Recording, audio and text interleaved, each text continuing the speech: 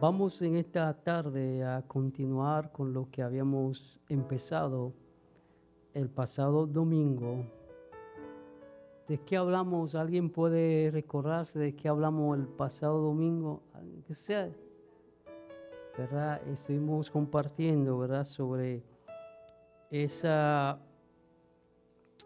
parte del capítulo 5 que hasta el capítulo 7 conforma lo que nosotros conocemos como el Sermón del. Habíamos hablado que en el momento que Jesús empieza su ministerio, y leímos como base la semana pasada Mateo 4:17, donde se habla de arrepentidos, porque el reino de los cielos se ha acercado.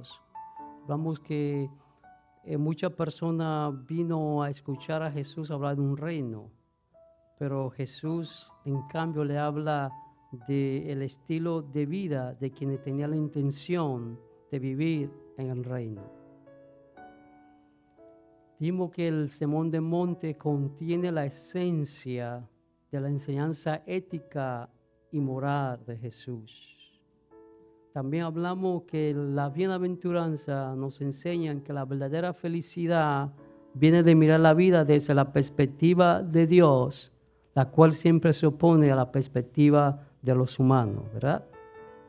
Hoy vamos a continuar con ellos. Y le invito a ponerse sobre sus pies, lo que puedan. Y vamos a leer de versículo 1 al 12, pero mi intención hoy es solo llegar a versículo 4, porque es importante que, ¿verdad?, no corramos por cumplir un bosquejo y que la persona pierda la esencia de lo que queremos enseñar. Vamos a leer Mateo capítulo 5, versículo 1 al 12, y dice así: Viendo la multitud, subió al monte, y sentándose vinieron a él sus discípulos. Abriendo su boca le enseñaba diciendo: Bienaventurados los pobres en espíritu, porque de ellos es el reino de los cielos. Bienaventurados los que lloran, porque ellos recibirán consolación. Bienaventurados los mansos, porque ellos recibirán la tierra por heredad.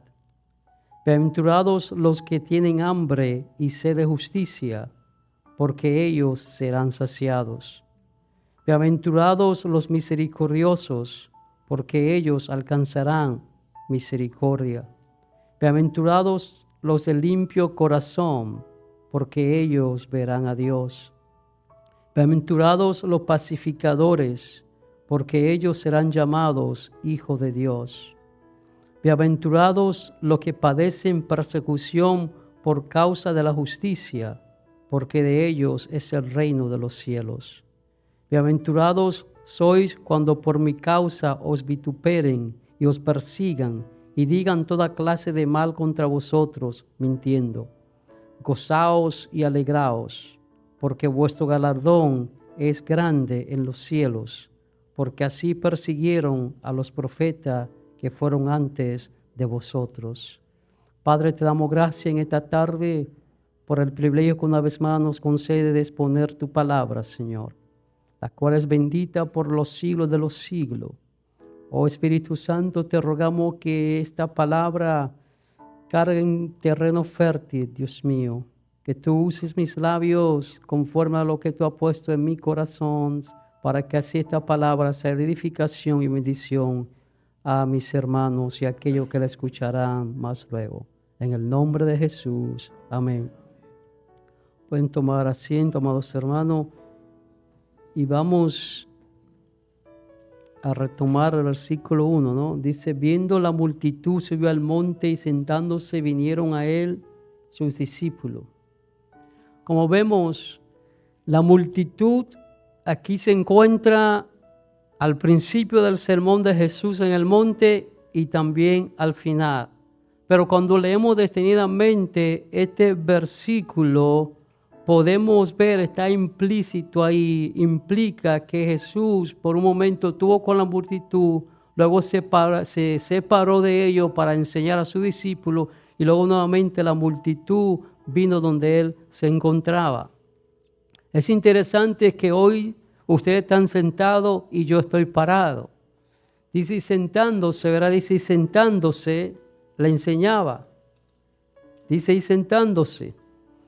Amados hermanos, si usted ha visitado alguna sinagoga judía, usted se dará cuenta que el rabino que enseña está sentado y los que están parados son los que están escuchando. Entonces, esa era la postura natural de todo rabino. Por eso Jesús siempre usted lo va a ver que está sentado enseñando, porque era algo que era natural, la posición que adoptaban los rabinos mientras enseñaban. Y vamos a ver varios versículos donde nos muestra que ese era el estilo que Jesús enseñaba. Vaya conmigo en su Biblia, Mateo capítulo 13, versículo 1 y 2. Mateo capítulo 13, versículo 1 y 2. Dice así: en aquel día salió Jesús de la casa y se sentó junto. ¿Qué hizo? ¿Se paró? No, se sentó junto al mar y se le juntó mucha gente. Y entrando él en la barca, se sentó y toda la gente estaba en la playa. Marcos capítulo 4, versículo 1. Marcos capítulo 4, versículo 1, dice así: otra vez comenzó Jesús a enseñar junto al mar, y se reunió alrededor de él mucha gente, tanto que entrando en una barca se sentó en ella, en el mar, y toda la gente estaba en tierra junto al mar. Dice que estaba en el monte. Este monte que habla este versículo probablemente era un cerro alto, ¿verdad? En el mar de Galilea, en la parte oriental. Y era un anfiteatro natural, se puede llamar así. Recordemos que Jesús no usaba micrófono como yo estoy usando hoy. Esto era en forma de un anfiteatro natural que Jesús podía hablar y la voz se proyectaba. Acuérdense que no eran 3 personas que habían ni 5, era una multitud. Y cómo ellos podían escuchar a Jesús hablar, porque el mismo viento se encargaba de expandir la voz, el eco, y era preciso por el lugar donde se encontraban.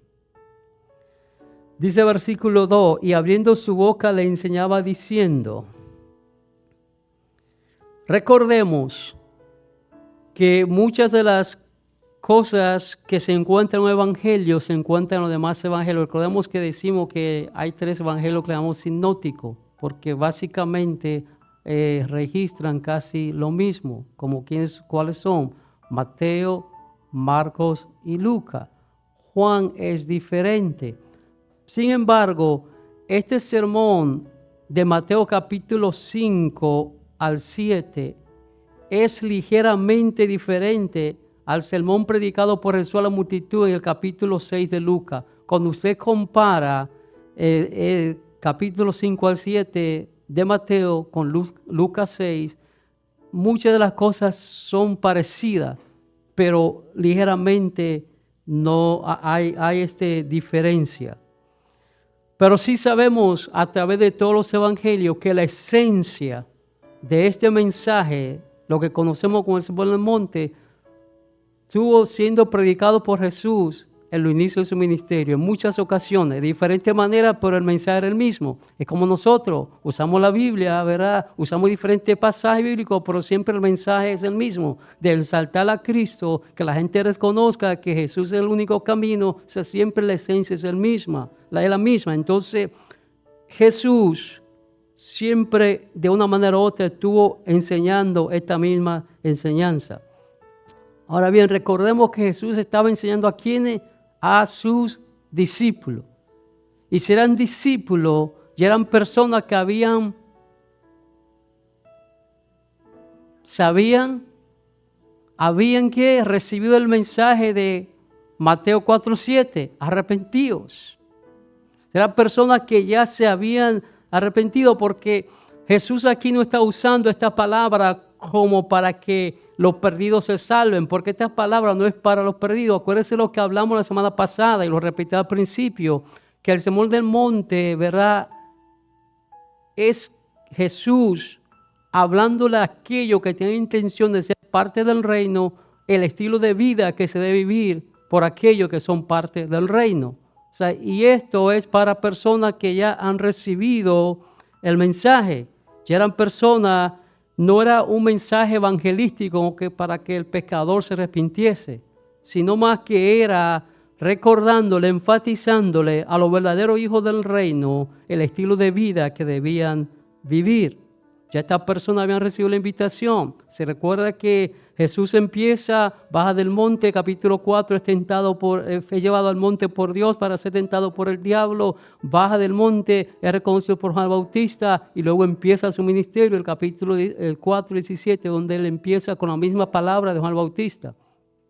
Como Juan Bautista terminó su ministerio, con la misma palabra que Juan Bautista empezó su ministerio, Jesús empieza a leer, arrepentíos, llamando a la persona al arrepentimiento.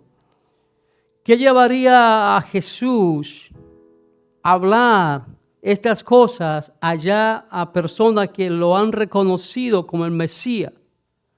Acuérdese que estaba al principio del comienzo del ministerio. Esta persona, antes de pasar a ser seguidor de Jesús, era seguidor de ¿quién? De Juan Bautista. Habían nacido y se habían criado bajo ¿qué? Bajo la ley. Era lo que conocían, la ley mosaica. Quizá esta persona estaba un poco confundido con respecto al reino de Dios y a la verdadera justicia. En este sentido, lo que Jesús está haciendo es clarificándole a ellos lo que es verdaderamente el reino de Dios y cómo se contrapone a la ley. Recordemos que dice la ley, ojo por ojo, mas yo os digo, amad a vuestros enemigos. O sea, se contrapone. Entonces Jesús de una manera le está clarificando el sentido de la ley, así como la naturaleza verdadera del reino de Dios o de, si queremos decir, de la religión del reino de Dios. Y de cierta manera Jesús le está llevando a un pasaje que se encuentra en Miqueas, un pasaje que ellos conocían porque estudiaban los profetas, Miqueas capítulo 6, versículo 8, donde dice, y si más no recuerdo, hace unas 3 semanas atrás yo usé este versículo como para el versículo del día. Miqueas 6, 8 dice, oh hombre, Él te ha declarado lo que es bueno. ¿Y qué pide Jehová de ti? Solamente hacer justicia y amar misericordia y humillarte ante tu Dios. Eso es lo que es la verdadera religión, si podemos decir así, usando la palabra de Santiago. La verdadera religión es que ames, ¿verdad? Atiende a la viuda, cuide a los huérfanos. Muéstrame tu obra, tu fe por tus obras, yo te muestro mis obras por mi fe. O sea, las obras, amado hermano, nosotros no hacemos obras para ser salvos, sino que hacemos las obras desde la perspectiva que ya somos salvos, caminando bajo esas obras que Dios preparó de antemano para que nosotros andásemos en ella. Efesios capítulo 2, versículo 10, si usted ha leído esa carta. Sabemos que Jesús le está enseñando a ellos que el reino de Dios consiste en hacer justicia, amar misericordia y humillarse ante Dios. El reino de los cielos, amados hermanos, es muy diferente a lo que nosotros como personas naturales, hombres caídos, entendemos. Nosotros tenemos una perspectiva muy diferente. Está hablando nosotros en el sentido de hombres naturales, hombres sin Cristo. Nosotros cuando no éramos cristianos, estamos dispuestos a hacer lo que sea para alcanzar nuestro objetivo. Pero ahora que estamos en Cristo, buscamos vivir conforme a como Cristo ha dejado establecido. Un ejemplo que usé la semana pasada es que cuando no éramos cristianos, hablando de cristianos de verdad, porque ese término hay que definir quiénes son verdaderos, ¿verdad? Cuando no éramos cristianos, si alguien en la carretera nos cruzaba, nos cortaba, ¿cuál era el instinto nuestro de inmediato? Insultar, le sacamos la mano, le enseñamos todos los dedos y si fuera posible dejáramos el volante, dejáramos los frenos y sacáramos los dedos de los pies también. Pero ahora, ¿qué hacemos? Oramos por esa persona para que Dios lo cuide y lo guarde, lo libre de un accidente que pueda tener. O sea, es diferente. Antes queríamos hacer las cosas con nuestra propia fuerza. Ahora entendemos que esto no es por fuerza humana, sino a través del Espíritu Santo de Dios. Es diferente.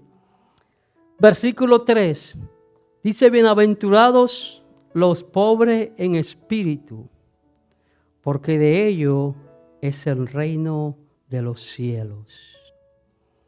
Vamos a dar una definición de esta palabra de bienaventurado, bienaventuranza. Esta palabra bienaventuranza viene del latín beatus, que significa bendecido. Se componen de 3 elementos. Cuando Jesús está hablando de esta bienaventuranza, en ella hay 3 elementos importantes. Número 1, una declaración de bendición. Jesús está declarando bendición sobre sus oyentes. Número 2, es una condición de vida. ¿Tú eres bendecido? Sí. Es una condición, Eres bendecido, sí. Sí, ese es el segundo elemento. Y el tercer elemento es la razón por la cual el receptor debe considerarse bendecido. ¿Por qué? Porque los tales seres de los cielos. Entonces, esa es la razón por la que nosotros debemos considerar bendecidos. Muchas veces cuando hablamos de bendición, medimos bendiciones basadas en cosas materiales, en cosas que tenemos, que poseemos, pero no necesariamente lo material te trae bendición. Muchas veces esas bendiciones materiales se convierten en nuestras propias maldiciones. Y yo, un ejemplo y algo que menciono siempre es, el Señor me está bendiciendo tanto que ni tiempo para servirle tengo. ¿Quiere el Señor que tú dejes de servirle?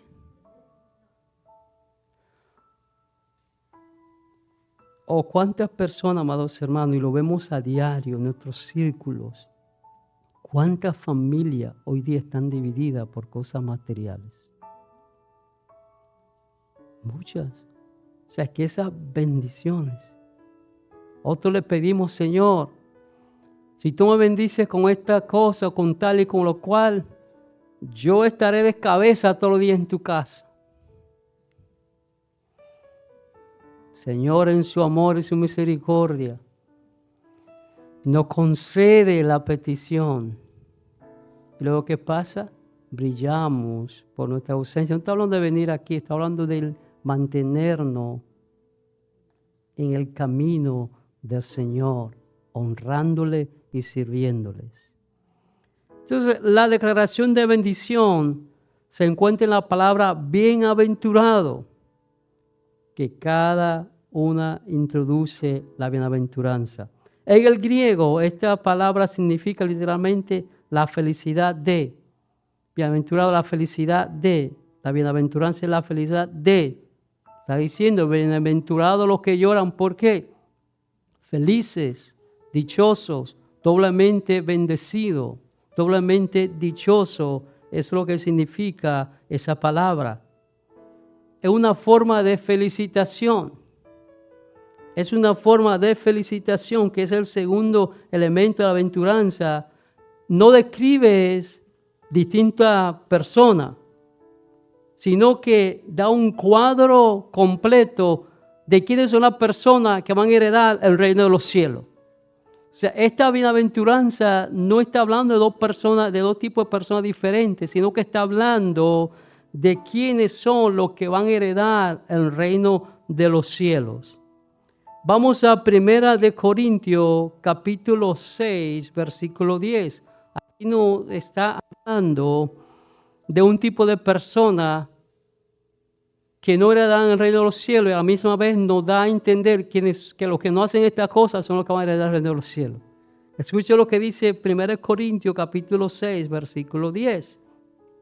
Ni los ladrones, ni los ávaros, ni los borrachos, ni los maldicientes, ni los estafadores heredarán el reino de Dios.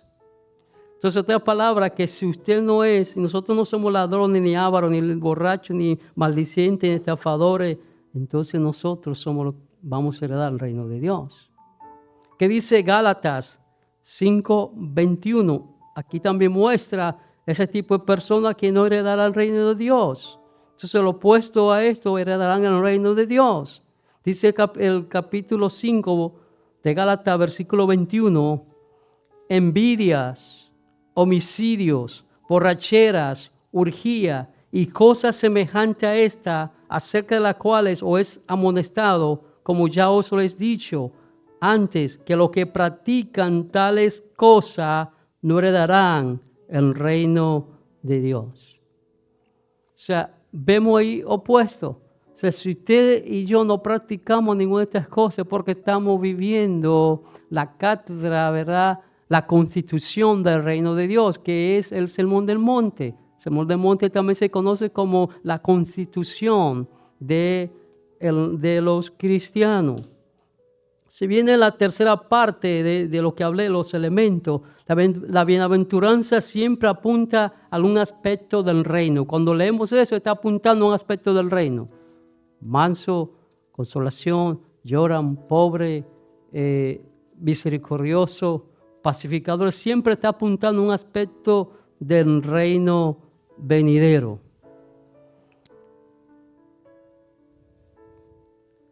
Amados hermanos, si vamos a ver un resumen, vamos en 2 oraciones, vamos a resumir lo que son las bienaventuranzas. Como dije la semana pasada, estas bienaventuranzas demuestran que el camino a la bendición celestial es contrario al camino normalmente seguido por los que no conocen a Dios buscando felicidad. Se lo voy a decir. Las bienaventuranzas demuestran que el camino a las bendiciones celestiales es contrario al camino mundano normalmente seguido por las personas de allá afuera que buscan felicidad. ¿Dónde la persona busca felicidad? En otra persona. Yo voy a casar porque esa persona va a ser feliz. Sí, se ve bueno, pero no es lo único que hace una persona verdaderamente feliz. ¿A quién? Dios, Cristo.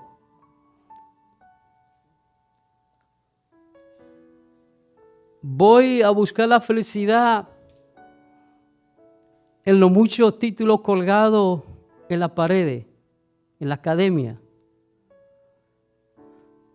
Voy a buscar la felicidad en obtener cosas materiales.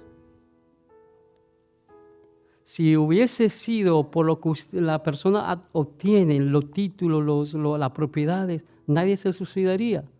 Me dice que la mayoría de personas que se suicidan, ¿quiénes son? Los que tienen muchos. Pero hay un momento que ya no saben y se turban, ¿verdad? Entonces, lo material no da la verdadera felicidad.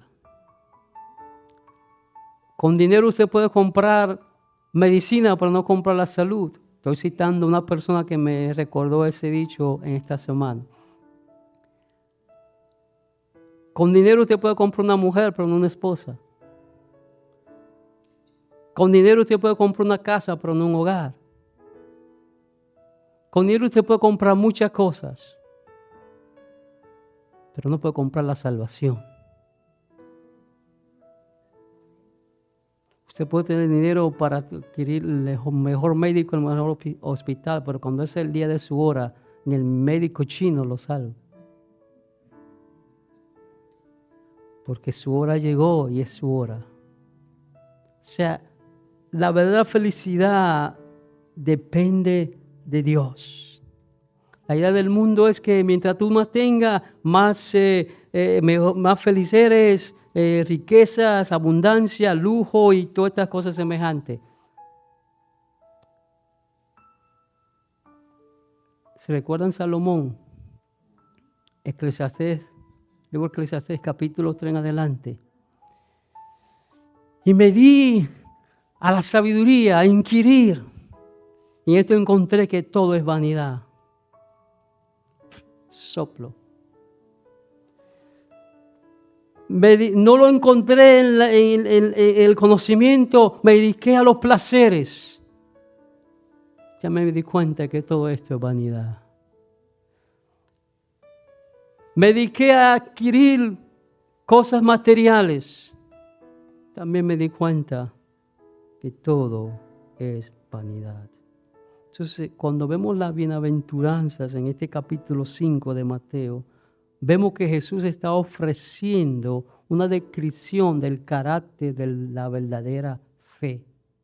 Con nosotros tenemos fe en Cristo, vamos a reconocer y vamos a ir viviendo cada una de las cosas que Jesús está hablando en este sermón del monte, especialmente estos versículos que estamos usando del 1 al 5. Ser pobre en espíritu. Sabe que la iglesia del Señor a través de la historia va pasando etapas. De los 70 hacia atrás, no vamos a ser más justos, del 80 hacia atrás, se decía que entre más pobre usted sea, más cerca de Dios está. Estamos hablando de pobreza material, que por eso la gente se iba a los desiertos, a los monasterios, porque entre menos tenga, más espiritual tú eres, lo cual es falso. Luego de los 90 para acá, vemos el otro extremo. Entre más tú tengas, más cerca de Dios tú estás, más espiritual tú eres, lo cual es falso. Entonces, ¿qué es ser pobre en espíritu? Ser pobre en espíritu es lo opuesto a la autosuficiencia. Y la autosuficiencia viene con algo que se llama orgullo. Cuando tenemos orgullo nos hacemos autosuficientes. No necesitamos a los demás, no necesitamos a Dios. Usted ha escuchado personas que usted trata de valer de Cristo y le dice, no, yo no necesito, pero vaya al borrachito que está en la esquina, ese necesita a Cristo. ¿Alguna vez le he dicho a alguien a ustedes? Yo no lo necesito porque yo estoy bien. Vaya aquel, el vecino mío, si necesita eso. Porque nos hacemos autosuficientes. En este país, amado hermano, lamentablemente, las bendiciones que tenemos han venido a hacer daño para nosotros. Pero cuando se tienen muchas opciones y muchas cosas, se practica menos la fe. En los países nuestros, donde cada uno de nosotros venimos, allí la gente, realmente el cristiano tiene que vivir por fe, porque no sabe si va a aparecer la tortilla mañana. Y dependen de Dios. No saben si aquí nos enfermamos. Uno tiene Medicaid, Medicare, otros tenemos seguro privado por los trabajos. Y de una vez corremos los médicos. Allí, el que no tiene nada de esas cosas, ¿qué tiene que hacer? Estamos hablando de personas cristianas. Depende de qué, de Dios. ¿Vamos a qué? A orar, vamos a clamar, vamos a interceder. Porque no hemos hecho autosuficiente. ¿Qué es otra cosa ser pobre en espíritu? Se refiere a la profunda humildad de reconocer su absoluta bancarrota espiritual. Eso es ser pobre en espíritu. Reconocer nuestra pobreza, nuestra bancarrota espiritual. Que no somos nosotros nada porque espiritualmente estamos en bancarrota. El hombre sin Cristo, amados hermanos, esta sociedad está en bancarrota espiritual. Y no solamente bancarrota espiritual, sino también bancarrota moral. Se perdieron los valores. los principios, el respeto y todas esas cosas que definen una persona por lo menos moralista. Ahora, hay diferencia entre ser miembro del reino de los cielos y ser moralista, porque hay muchos moralistas que con su moralismo se van al infierno. Porque el Señor no es una apariencia, es algo genuino, una actitud del corazón. Entonces, reconocer la absoluta bancarrota de sí mismo espiritual cuando nos encontramos apartados de Dios. Sin Dios estamos en bancarrota, hermano. Sin Dios, el mismo Jesús, Juan capítulo 15, que dice, separado de mí, nada. Y la palabra nada es nada. No se necesita ser un catedrático para entender que nada es nada. Nada, separado de mí, nada podéis hacer. El que tiene esa pobreza espiritual va a reconocer eso. Que separado de Cristo, nada puede hacer. Que tenemos que mantenernos agarrados de Él. Como dice, yo soy la vid y vosotros los pámpanos. O sea, para nosotros poder recibir vida, tenemos que estar pegados a Jesús. Si nos separamos de Él, no podemos ni somos nada.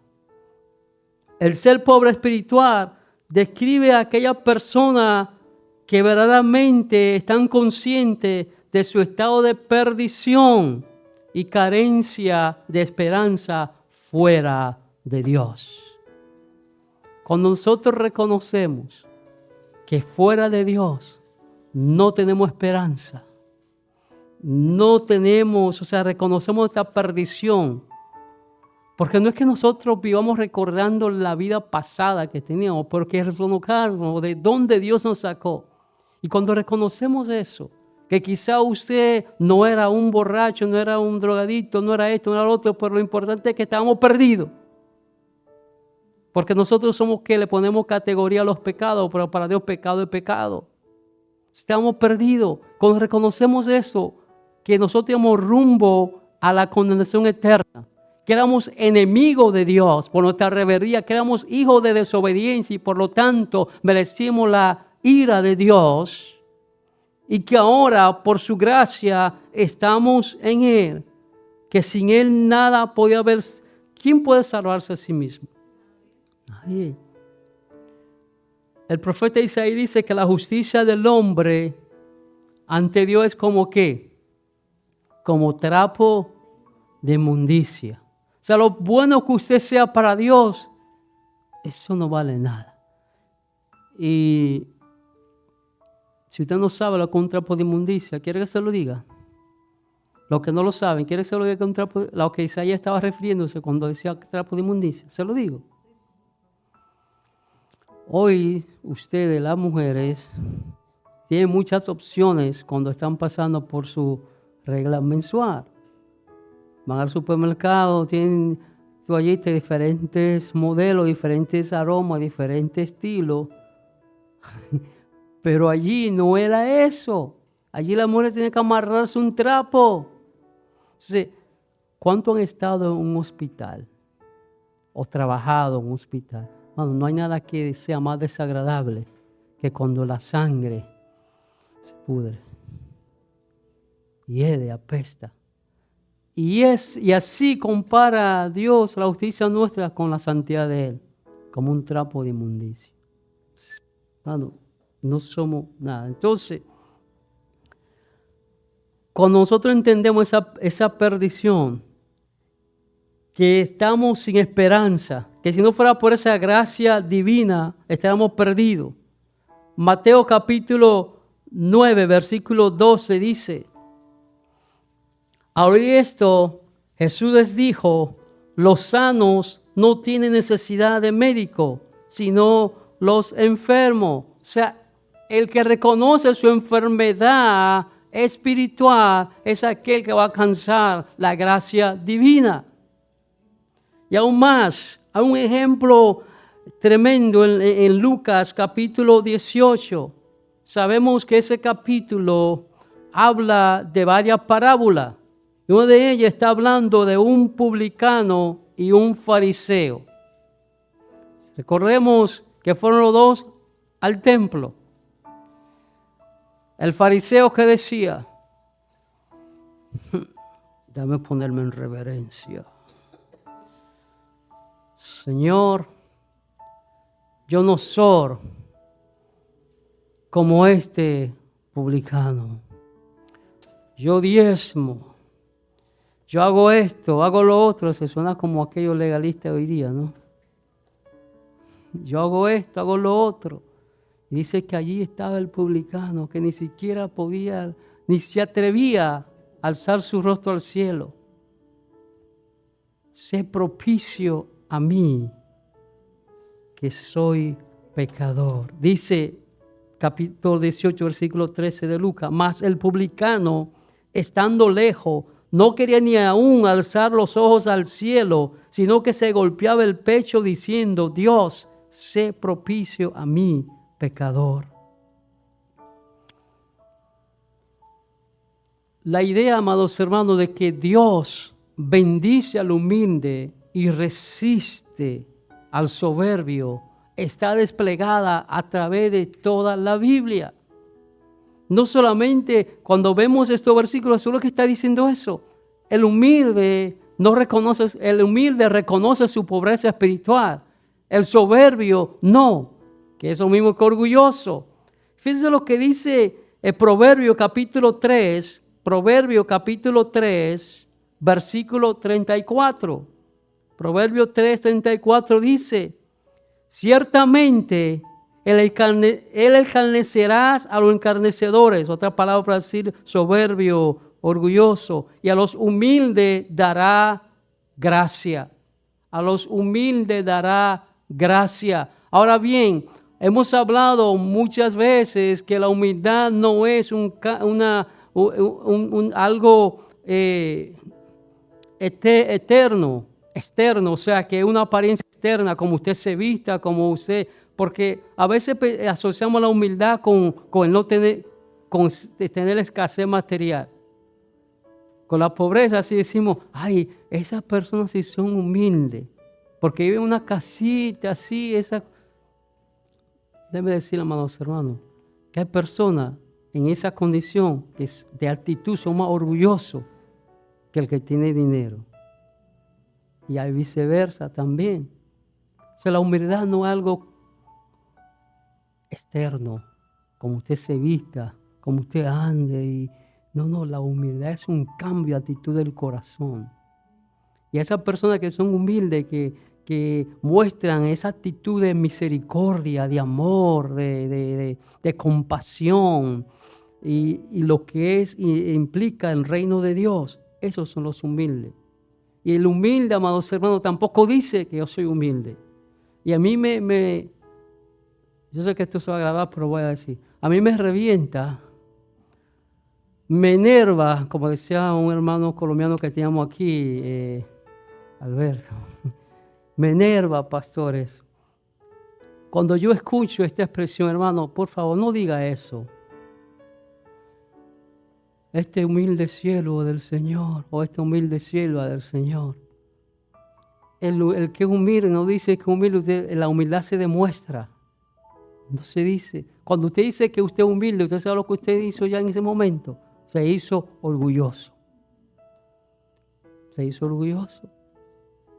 La humildad, hermano, es algo que debemos de vivir y desplegar aquello que somos cristianos por sin decirlo. Señor, recibe esta alabanza que este humilde siervo te va a dar. Eso no pasa aquí, eso pasa allá, bien lejos. Eso pasa allá por Jacksonville.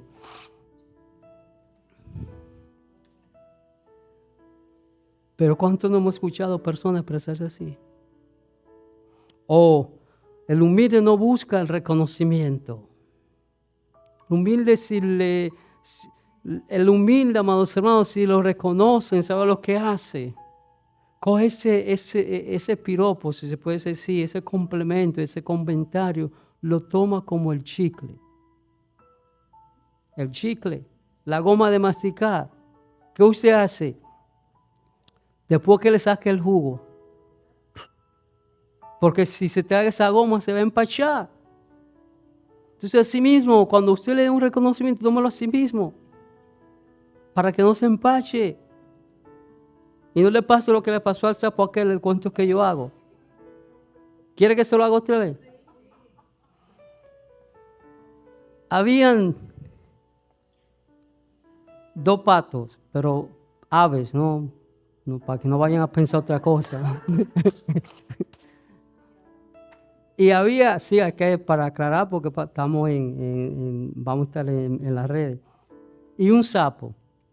Usted sabe que el pato es versátil, puede volar, puede nadar y puede caminar. El sapo no es versátil. Estaban en un lugar y dice, ¿cómo vamos a salir y no podemos dejar a nuestro amigo sapo aquí y esto? Y dice el sapo, no, yo tengo una idea. Oh, sí, ¿cuál es tu idea, sapo? No, vamos, ustedes dos se ponen volando paralelo y yo buscamos una varilla, un pedazo de un palo y yo voy agarrado del palo. Y así llegamos a tierra seca y nos salvamos todos. Pues está bien, vamos a hacerlo. Y van volando. Y como van llegando a tierra, que la gente está mirando y dice, wow, mira eso, wow, qué idea más genial. Y dice, ¿de quién sería esa idea? Y el sapo quiere vibrar de emoción. ¡Mía! Y suelta del palo. Y cayó reventado. Se murió. Proverbio dice que antes de la caída viene el orgullo. Antes de la caída viene el orgullo. Así que, hermano, no se la crea. Hacemos lo que hacemos y somos lo que somos por la gracia y la misericordia de Dios. No porque en nosotros haya algo bueno. Santiago capítulo 4, versículo 6 también dice lo mismo. Pero Él da mayor gracia. Por esto dice, Dios resiste a los soberbios y da gracia a los humildes. Hay una frase ahí que debemos definir también. De ellos es el reino de los cielos. ¿Qué significa esto? Aquí, amado, está encerrada la verdad de la salvación por gracia. Es claramente propuesta en este primer versículo del Sermón del Monte. Jesús, ¿qué está enseñando? Que el reino de los cielos es un regalo para aquellos que han percibido su pobreza espiritual. La salvación, el reino de los cielos es un regalo. Usted no ha hecho nada para ganarlo. Usted no ha hecho nada para obtener. La salvación es un regalo, no que usted haya hecho algo para ganarla. Si el reino de los cielos es un regalo para aquellos que hemos percibido nuestra pobreza espiritual y por eso hemos recurrido a Cristo. Y sin Cristo no hay gracia, porque es la misma gracia. O sea, no es algo que usted ha hecho, es un regalo. No por lo que usted mucho que usted ore. Yo siempre he dicho, amados hermanos, que la esencia de Dios es amor. Dios es amor. Usted no puede hacer algo para que Dios lo ame más, porque es amor, lo va a amar. Usted puede hacer algo para que Dios lo deje de amar. No es por lo que usted haga. Usted puede ser la persona que ore más, que ore 10 horas al día, y eso está bueno. No estoy diciendo que esté malo, que ayune 5 veces a la semana, eso está bien. Pero no creamos que lo que Dios ha puesto en nosotros, hace en nosotros, a través de nosotros, es por lo mucho que oramos, lo mucho que ayunamos, lo mucho que leemos, lo mucho que estudiamos. No, es por su gracia. Porque Él usa a quien Él quiera, como Él quiera, cuando Él quiere, en el momento que Él desee que así sea. Claro que debemos prepararnos, pero no usemos la preparación y lo mucho que hacemos para hacernos orgullosos y pensar que somos más que el que no ora 3 horas, como nosotros oramos 3 horas, aquel ora 5 minutos. No, amados hermanos, eso es orgullo. Y el orgullo es pecado. Y el orgullo es lo opuesto a ser pobre en espíritu. Estamos terminando. Dice el 4. Bienaventurados los que lloran, porque ellos recibirán consolación. ¿Qué es llorar aquí?